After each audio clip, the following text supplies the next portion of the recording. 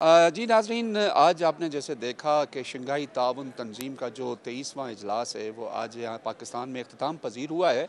इस इजलास के ऊपर जो है पाकिस्तान के अंदर बहुत बहस मुबाहिसा रहा। किसी ने कहा कि इसकी अहमियत क्या है, किसी ने कहा इसकी अफादियत क्या है। और आज जब ये इख्तिताम पजीर हुआ है जो इजलास, उसकी एक मुश्तरका एलामिया जो है जारी किया गया है। और उस मुश्तरका एलामिया के अंदर भी जो अगर उसका क्रक्स निकाल के देखा जाए तो उसके अंदर भी ये वाज़ेह तौर पर कहा गया है कि तमाम ममालिक को जो दरपेश मसाइल हैं उनके हल के लिए एक मुश्तरका लाएअमल पैदा जोड़ा जाए या बनाया जाए या उसको आगे लेकर चला जाए, ताकि मेंबर ममालिक जो हैं इसको बेहतर तरीके से उस तमाम प्रॉब्लम्स को सॉल्व कर सकें। अब इस सारी एससीओ कॉन्फ्रेंस जिन जिन लोगों ने कवर की है, उन जर्नलिस्ट की नज़र से मैं आपको आज उनका जो नुक्ता नज़र है, उनकी जो पॉइंट ऑफ व्यू है वो मैं आपको सामने रखूँगा। वैसे तो पाकिस्तान में इस सारे कॉन्फ्रेंस के ऊपर मुख्तलिफ तजिया निगारों ने, मुख्तलिफ कालम निगारों ने और दीगर जो लोग फ़ॉरेन अफेयर्स पर नज़र रखते हैं उनकी जानिब से बहुत ज़्यादा बहस मुबाहिसा किया गया। लेकिन वो लोग जो फ़ॉरेन अफेयर्स को सही तरीके से जानते हैं, सही नमूने से देखते हैं, उनसे पूछते हैं उनकी नज़र में इस एससीओ कॉन्फ्रेंस की इफादियत क्या है और पाकिस्तान को इसका मुस्तकबिल में क्या फ़ायदा होगा। इस पर बात करने के लिए हमारे साथ मौजूद हैं सीनियर सहाफ़ी हैं एजाज़ अहमद साहब, और इसके अलावा मेरे साथ मौजूद हैं सीनियर सहाफ़ी अनवर अब्बास साहब। पहले एजाज़ साहब से पूछते हैं, एजाज़ साहब कैसे देखते हैं आप, इसकी अफादियत पाकिस्तान के लिए कितनी है? देखिए, एक तो ये रियासत पाकिस्तान के लिए और पाकिस्तान की स्टेट मशीनरी के लिए एक बड़ा चैलेंज था इस किस्म की कॉन्फ्रेंस करना। 28 साल पहले इस्लामी सरबराही कॉन्फ्रेंस भी हुई थी, फिर उसके बाद उस ज़माने में ईसीओ हुआ करती थी तो ईसीओ कॉन्फ्रेंस भी हुई थी। उसके बाद से अब तक पाकिस्तान ने कोई इतनी बड़ी कॉन्फ्रेंस जो सरबराहान की सतह पर वो होस्ट नहीं की थी। तो उसको कामयाबी के साथ जो हमने पिछले दिनों, बल्कि पिछले चंद माह से हम एक मरीन ऑफ टेररिज्म जो है वो उसका सामना कर रहे हैं। एक शदीद लहर है दहशतगर्दी की। फिर एंटी पाकिस्तान प्रोपेगेंडा है विद इन जो हमारे एंटी पाक जो अंदरूनी अनासर हैं उनकी जानिब से भी और बाद बैरूनी अनासर की जानिब से भी। तो उसमें ये बड़ा एक इनकाद इसका वो बड़े चैलेंज का सामना पाकिस्तान ने किया। इंतज़ामात भी अच्छे थे, लेकिन ये कॉन्फ्रेंस की इस बार एक ज़रा सी मुख्तलिफ एक तो बात रही। एक तो ये कि पाकिस्तान में पहली बार कॉन्फ्रेंस हुई। आपको पता है कि हमारे नेक्स्ट डोर नेबर जो हैं वो पाकिस्तान में इस किस्म की चीज़ों को की मुखालफत करते हैं। लेकिन एससीओ चार्टर में आप एक तो बायलैटरल आप बात नहीं कर सकते, दूसरा दहशतगर्दी और इस किस्म के सिक्योरिटी इश्यूज़ पर डायरेक्ट बात नहीं हो सकती। ताहम आज इनडायरेक्ट बात हुई है। आज प्राइम मिनिस्टर ऑफ पाकिस्तान की जो स्पीच थी वो बड़ी, उन्होंने टोन सेट की, उन्होंने रीजनल कनेक्टिविटी की बात की, इन्वेस्टमेंट की बात की, उन्होंने पावर्टी एलिवेशन की बात की, उन्होंने क्लाइमेट चेंज की बात की और इन तमाम इश्यूज़ पर एक कोलैबोरेटिव एफर्ट की बात की उन्होंने। लेकिन उसके साथ साथ उन्होंने अफ़गानिस्तान की भी बात की कि वहाँ का अमन जो है वो ग्लोबल पीस एंड सिक्योरिटी के साथ साथ आलमी खुशहाली के लिए भी इसकी ज़रूरी है। अफादियत पाकिस्तान को हो सकती तो है बेहतर? पाकिस्तान के लिए इसकी अफादियत इसलिए है कि जो भी लोग आए हैं वफूद, उनमें से कई के साथ पाकिस्तान की दो तरफ़ा ताल्लुकात आगे बढ़ेंगे और पाकिस्तान के लिए ट्रेड, इन्वेस्टमेंट और इकॉनमी जो है वो उस पर जो है पाकिस्तान को फ़ायदा होगा। ख़ास तौर पर जो रीजनल कनेक्टिविटी का है और रीजनल ट्रेड सड़क के ज़रिए, वो हमने अभी देखा कि एनएलसी ने पिछले 7 महीने में 300 ट्रेड ऑपरेशंस किए हैं और दूर दूर तक जाकर किए हैं। कई कई दीगर हज़ार ममालिक किलोमीटर तक गए गए हैं। हों। हाँ, कई हज़ार किलोमीटर का फासला तय किया, 3-3 हज़ार किलोमीटर तक जाकर किया है। तो वो पाकिस्तान के लिए जो ट्रेड और इन्वेस्टमेंट के मौके हैं वो बढ़ रहे हैं और ट्रेड और इन्वेस्टमेंट के मौके बढ़ेंगे तो पाकिस्तान में जॉब मार्केट भी एक्सपैंड होगी। जी, थैंक यू इजाज़ साहब। हमारे साथ मौजूद हैं किरण भट्ट साहिबा, सीनियर जर्नलिस्ट हैं, फॉरेन अफेयर्स के इश्यूज़ को बहुत गहरी नज़र से देखती हैं। किरण साहिबा, आपसे सिर्फ ये पूछना है कि बेल्ट एंड रोड इनिशिएटिव है चाइना की तरफ से, सीपैक 1 सीपैक 2 मंसूबे हैं, वो भी इस शंघाई ताउन तंजीम को भी उसके साथ कनेक्ट किया जा रहा है। तो इस सूरत हाल में आप क्या देखती हैं कि ये तीनों जो मंसूबे हैं पाकिस्तान के लिए और दीगर ममालिक के लिए कितनी अहमियत के हामिल हैं?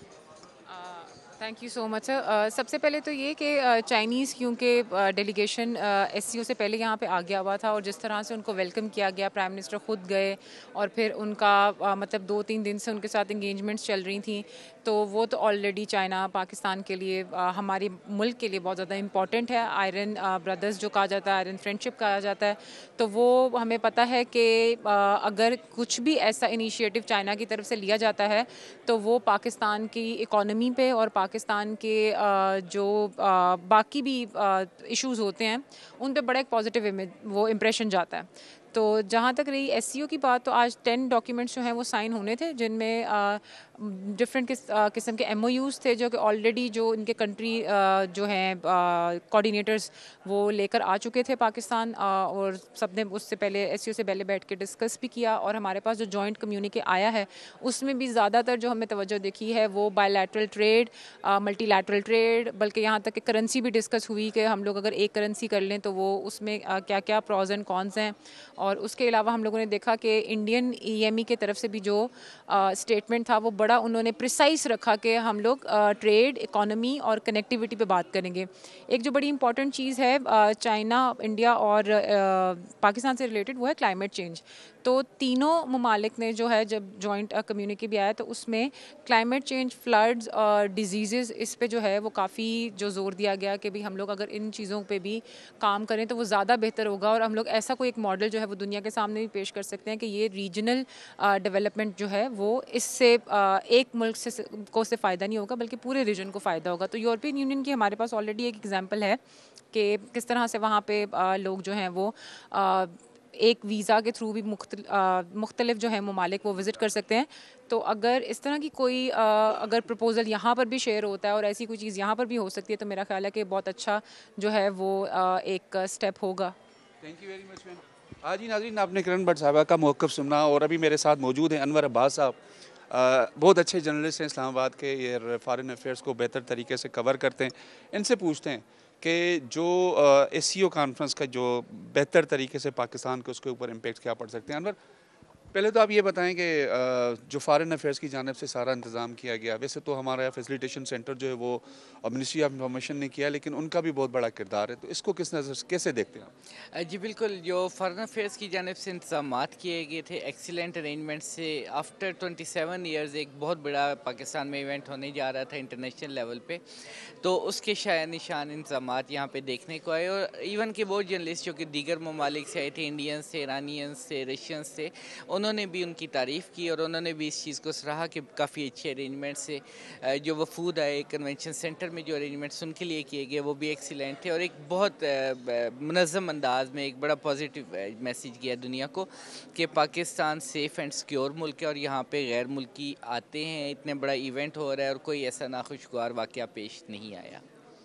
Thank you very much Anwar Abbas. मेरे साथ एक और दोस्त मौजूद हैं, अनस मलिक साहब। बहुत अच्छी इनकी एक अप्रोच है और बहुत अच्छी रिपोर्टिंग करते हैं ये फॉरेन अफेयर्स के मैटर्स के ऊपर। हम तो वैसे आले नाले हर जगह पहुंच जाते हैं, लेकिन इनकी एक्सपर्टीज़ है इस सारे मामले के अंदर। अनस, आप वैसे इंटरनेशनल मीडिया को भी आपने देखा है, कवर किया है, तो मेरा स्पेसिफिक क्वेश्चन तमाम दोस्तों से यही था कि इसकी अफादियत पाकिस्तान के लिए किस हद तक हो सकती है और इसका आगे मुस्तकबिल में पाकिस्तान को क्या फ़ायदा हो सकता है? बहुत बहुत शुक्रिया जावेद साहब, आपने मुझे इस काबिल समझा। देखें, डिप्लोमेसी जो है, फ़ॉरेन पॉलिसी एक ज़ीरो सम गेम नहीं होती कभी भी। फ़ॉरेन पॉलिसी इस तरह से नहीं है कि आज हमने काम किया तो अभी के अभी इसका रिज़ल्ट आ जाए। दूर रस इसके नताइज होते हैं। 4 से 5 साल बाद इसके आपको जो जिसको कहते हैं ना कि पौधा लगाया है तो उसका फल निकलेगा, उसमें टाइम लगता है। शंघाई ताउन तंजीम 40% आबादी को कवर करती है दुनिया की, 33% दुनिया का जीडीपी है, और एक्सपैंडिंग ऑर्गेनाइजेशन, मल्टीपोलर वर्ल्ड के अंदर एक एक्सपैंडिंग ऑर्गेनाइजेशन है। इसका रुकन बनना इटसेल्फ पाकिस्तान के लिए बहुत ज़्यादा फ़ायदेमंद है, क्योंकि पाकिस्तान के पास सिर्फ सेंट्रल एशिया का एक्सेस की आप बात नहीं कर रहे कि everything between China and Russia, but beyond the region. आप जब आप बेलारूस को इंक्लूड कर रहे थे तो आप बियॉन्ड द रीजन पे चले जाते हैं। जब ईरान आ जाता है तो वो beyond that very purview of China and Russia की तरफ। जब इंडिया आ जाता है तो आप 1.5 बिलियन लोगों की बात करते हैं। तो पाकिस्तान के पास इसके regional benefit, reeking benefits immediate हैं, ट्रेड की सूरत में, कनेक्टिविटी की सूरत में। डिफरेंट एससीओ के 130 मैकेनिज्म है, मेडिसिन मैकेनिज्म अलग है, मिलिट्री मैकेनिज्म अलग है, regional anti terror structure RATS के नाम से एससीओ रैट्स वो अलग है, tourism potential, I mean there is immense that can be done. ये सार्क का मॉडल था, इनिशियली ये सार्क का मॉडल था, लेकिन ये एक बड़े स्केल के ऊपर, और सार्क में 8 ममालिक थे, नहीं चल पा रही। लेकिन एससीओ को लेकर अगर मैं बात करूं, एससीओ सार्क से बड़े स्केल पर है और बड़ी इकोनॉमीज़ के ऊपर है। तो इसका मतलब आप यही कहना चाहते हैं कि इसका फ़ायदा पाकिस्तान को लॉन्ग टर्म में बहुत ज़्यादा हो सकता है। जी नाज़रीन, आपने तमाम हमारे सीनियर जर्नलिस्ट दोस्तों को सुना जो बाकायदा तौर पर फॉरेन अफेयर्स को कवर करते हैं और इनकी जो सोच है, समझ है इस एससीओ कॉन्फ्रेंस के हवाले से, वो बहुत ज़्यादा अहमियत की हामिल है, क्योंकि ये बेहतर समझते हैं, हम बेहतर समझते हैं कि इसकी कॉन्फ्रेंस की अफादियत जो है वो किस हद तक जा सकती है और इसको किस हद तक पाकिस्तान का फ़ायदा हो सकता है। ऑफ कोर्स जो चीज़ें अभी बोई जा रही हैं उसका फल जाके आगे कहीं ना कहीं पाकिस्तान को तो ज़रूर मिलेगा।